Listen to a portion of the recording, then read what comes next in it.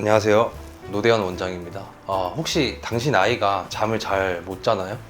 누워서 뒤척이다가 한참이 지나서야 잠들고 또 다음 날이면 피곤해지고, 이런 이유 때문에 미국에서는 특히 이제 많은 부모님들이 어린이용 멜라토닌 제품을 많이 찾으시게 됩니다. 특히 요즘은 이제 구미 젤리나 초콜릿 형태의 귀여운 어린이용 멜라토닌 제품도 많이 인기가 있죠. 유거부의 최신 조사에 따르면 수면에 어려움을 겪는 어린이의 절반 가까이가 멜라토닌 제품을 복용한 적이 있다고 합니다. 하지만 최근 뉴욕타임스 기사에서 한 기사를 보게 되었습니다. 바로 11월 12일자 기사인데요. 제목은 많은 어린이용 멜라토닌 보충제가 표기된 용량과 다른 함량을 포함하고 있다였습니다. 이 기사에서 FDA 과학자들의 충격적인 조사 결과가 발표됐습니다. 바로 110여 개의 어린이용 멜라토닌 제품을 분석한 결과 절반의 제품만이 패키지에 표시된 멜라토닌 함량을 실제로 포함하고 있었습니다.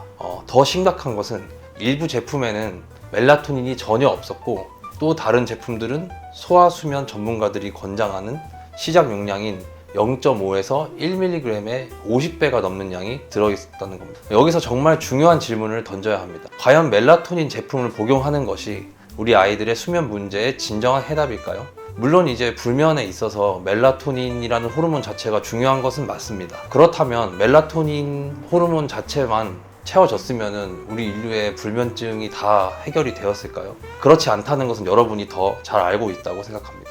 미국의 명문대학교인 브라운 대학교 건강소아수면장애 클리닉의 줄리 보에르거스 박사는 매우 중요한 지적을 합니다. 우리가 아이들이 실제로 어떤 용량의 멜라토닌을 복용하는지도 모르는 상황에서 어떻게 안전성과 효과를 판단할 수 있을까요? 더 놀라운 사실은 멜라토닌 제품이 실제로 아이들의 수면을 개선하는지에 대한 증거가 매우 부족하다는 점입니다. 대부분의 연구는 적은 수의 대상자로 진행됐고, 일부 연구는 어떤 효과도 입증하지 못하고 있습니다. 텍사스 어린이병원의 비날 칸체렐라 박사는 회사는 원하는 대로 제품을 내놓을 수 있으며 아무도 테스트나 효능을 검증하지 않았습니다. 이건 모두 일화적인 이야기뿐입니다 라고 지적하는 경우도 있습니다. 더구나 CDC 보고에 따르면 2019년부터 2020년 사이 약 1만 1천여 건의 멜라토닌 오용으로 인한 응급실 방문 사례가 있었습니다. 아이들의 수면 문제, 우리는 조금 더 깊이 들여다볼 필요가 있다고 생각합니다. 단순히 잠이 안 온다는 증상에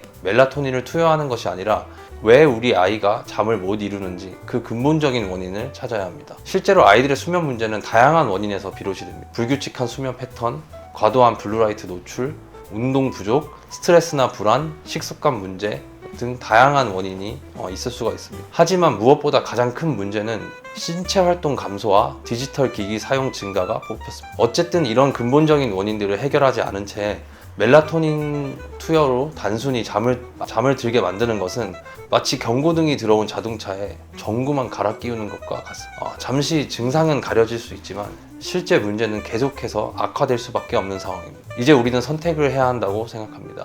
쉽고 빠른 해결책처럼 보이는 어린이용 수면 보조제에 의존할 것인가, 아니면 우리 아이의 수면 문제가 보내는 신호에 귀를 기울일 것인가, 이 문제를 깊게 고민해 볼 필요가 있습니다. 기사에서 만약 부모가 아이에게 수면 보조제를 사용하시는 경우라면 보에르거스 박사는 반드시 독립적인 비영리 기관의 제3자 검사를 받은 약용급 제품을 선택해야 한다고 말합니다. 하지만 제 생각에 더 중요한 문제는 어떤 제품을 먹일지가 아닌 아이의 수면 문제가 보내는 근본적인 신호를 이해하고 해결하려 하는 노력입니다. 오늘 우리는 매우 중요한 사실을 확인했습니다.